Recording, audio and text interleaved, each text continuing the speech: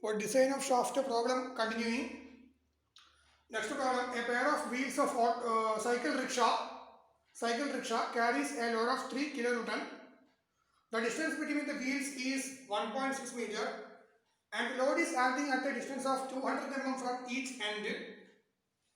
Find the diameter of the shaft.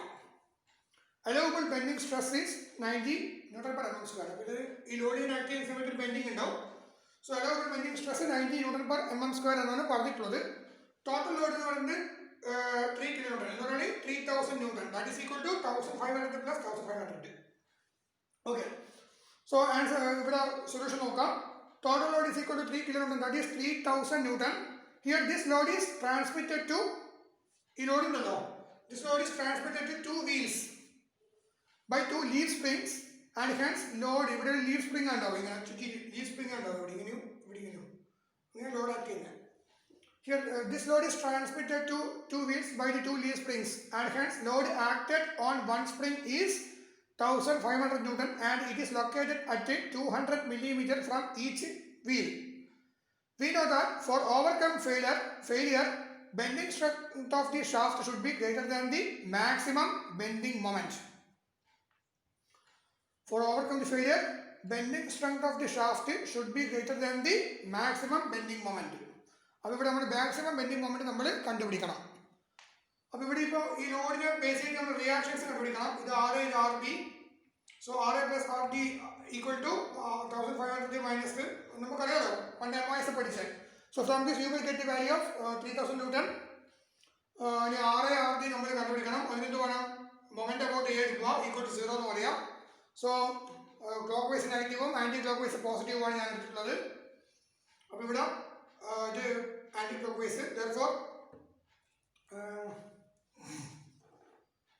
so it is clockwise. It is rotating like this. So, minus 1500 into 0.2 plus it is also rotating in a clockwise direction minus 1500 into 1.4 from here to here. The next it is rotating clockwise, anti-clockwise. So RD into 1.6 equal to 0. So from this you will get the value of RD and RA. RA into RD next bending stress. Bending stress equation M by Z. So for safe design, sigma B due to external load. External load sigma B less than or equal to allowable stress of the material. Sigma B is calculate M by Z is success. Okay, so M by Z is less than or equal to 90. 90 is given in our question. So to find out the value of Z means section modulus. Refer data book page number 13. So here we shaft. If we hollow shaft and solid shaft, we have to assume it is solid shaft. So here this is the Z value. Z divided by pi into d cube divided by 32. This is the value of Z. Section modulus. Pi d cube divided by 32 അല്ലെങ്കിൽ point 0.0982 d cube എന്ന് data ബുക്കിൽ കാണാൻ പറ്റും. ഇനി നമ്മൾ എന്താ വേണം ഇന്നത്തെ പ്രോബ്ലത്തിൽ ബെൻഡിങ് മൊമെന്റ് അറ്റ് എയും സിംപ്ലി സപ്പോർട്ട് മാതിരി ആയതുകൊണ്ട് ബെൻഡിങ് മൊമെന്റ് അറ്റ് എയും ഡിയും 0 ആയിരിക്കും, അത് ഉറപ്പാണ്.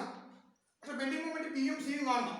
എവിടെയാണോ മാക്സിമം ബെൻഡിങ് മൊമെന്റ് അതാണ് നമ്മൾ ഇവിടെ കൺസിഡർ ചെയ്യേണ്ടത്. പക്ഷേ ഈ പ്രോബ്ലം വെച്ച് നോക്കുമ്പോൾ it is very clear that എന്താ പറയേണ്ടത്, it is very clear that ഇവിടെ രണ്ടും ഈക്വൽ ലോഡാണ്, ഈക്വൽ ഡിസ്റ്റൻസിലാണ് ആക്ട് ചെയ്തത്. So therefore sigma B equal to sigma C sigma M C. Bending moment at B is equal to bending moment at C ആയിരിക്കും, അത് ഉറപ്പാണ്. പക്ഷെ എന്നാലും നമുക്ക് വേണമെങ്കിൽ ഒന്ന് കാൽക്കുലേറ്റ് ചെയ്ത് നോക്കാം. സോ അതിന് ഞാൻ സെക്ഷൻ മെത്തേഡിലാണ് ബെൻഡിങ് മൊമെന്റ് കണ്ടുപിടിക്കുന്നത്. Suppose I have considered here this portion AB. I have considered here R is equal to 1500 and RB also here. അപ്പോൾ ഇവിടെ എവിടെയെങ്കിലും ഒരു പോയിന്റ് എടുക്കുന്നു, അത് ഞാൻ 1 എന്നൊരു പേര് കൊടുത്തു. എനിക്ക് ഈ ഒരു പോയിന്റിലുള്ള ബെൻഡിങ് മൊമെന്റ് കാണാൻ വേണ്ടിയിരിക്കട്ടെ. ബെൻഡിങ് മൊമെന്റ് ഇവിടെ 0 ആണ്, നമ്മൾ പറഞ്ഞു കഴിഞ്ഞു. പക്ഷെ ഇവിടെ ഇങ്ങോട്ടേക്ക് പോകുന്നതോടെ ബെൻഡിങ് മൊമെന്റ് ഇനി ഒരു വാല്യൂ ഉണ്ട്, 0 അല്ല. കാരണം ഇവിടെ ബെൻഡിങ് മൊമെന്റിന് നോട്ട് ഈക്വൽ ടു 0 ആണ്. സോ ഡെഫിനറ്റ്ലി ഇങ്ങോട്ട് വരുന്നത് ഓരോ പോയിന്റിലും ഓരോ ബെൻഡിങ് മൊമെന്റ് ഉണ്ട്. Suppose I wish to calculate the bending moment at this point, at this location.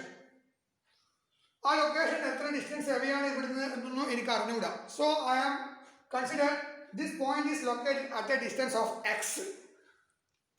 So I have to calculate the bending moment at this point. So sigma m11 bending moment at the point 11 is equal to 1500 times x. So it is rotating in the clockwise direction. So negative എടുക്കാം, അത് കുഴപ്പമില്ല, into x. So when x is equal to 0 എന്തായി മാറി? When x is equal to 0 ഈ bending moment നമുക്ക് ഇവിടുത്തെ കിട്ടും. When x is equal to 0 ആകുമ്പോൾ ഈ 11 എന്ന് പറയുന്ന ലൊക്കേഷൻ ഇങ്ങോട്ട് ഷിഫ്റ്റ് ചെയ്യും, അത് ഇവിടെ എത്തി.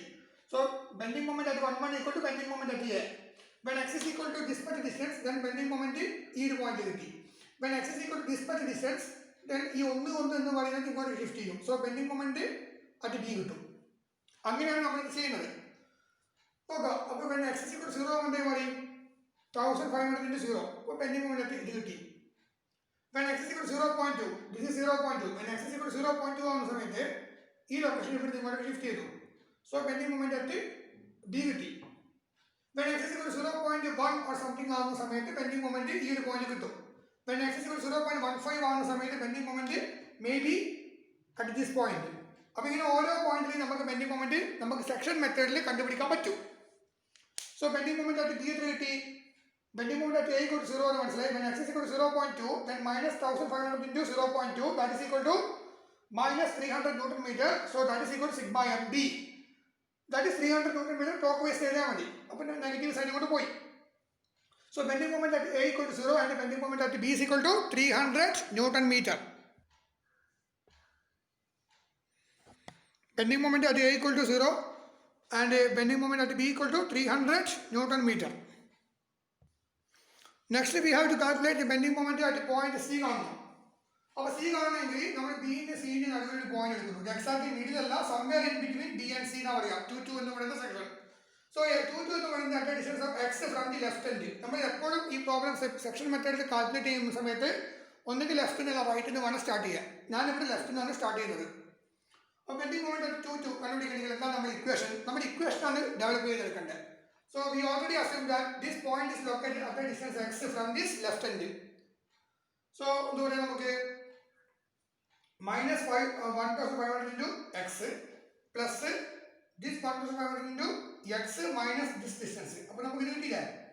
അതാണ് നമ്മുടെ ബെൻഡിങ് മൊമെന്റ് അറ്റ് 2 എന്ന് പറയുന്ന പോയിന്റ് കണ്ടുപിടിക്കാൻ ഇക്വേഷനാണ് നമ്മളിപ്പോൾ ഡിറൈവ് ചെയ്തത്. ഇനി x is equal to 0.2 ഇതാണ് നമ്മുടെ x. ഇവിടെ ഇങ്ങോട്ടേക്ക് പോകുമ്പോൾ എക്സ് കൂടി വരുന്നത്. അപ്പോൾ എക്സ് ഇവിടെ 0 ആണ്, എക്സ് 0.1 0.15 0.175 അങ്ങനെയാണ്. എക്സ് ഇക്വൽ ടു 0.2 എത്തി. പിന്നെ എക്സ് ഇക്വൽ ടു 0.2 എന്ന സമയത്ത് എന്താണ് വാല്യൂ നമ്മൾ സബ്സ്റ്റിറ്റ്യൂട്ട് ചെയ്യാം.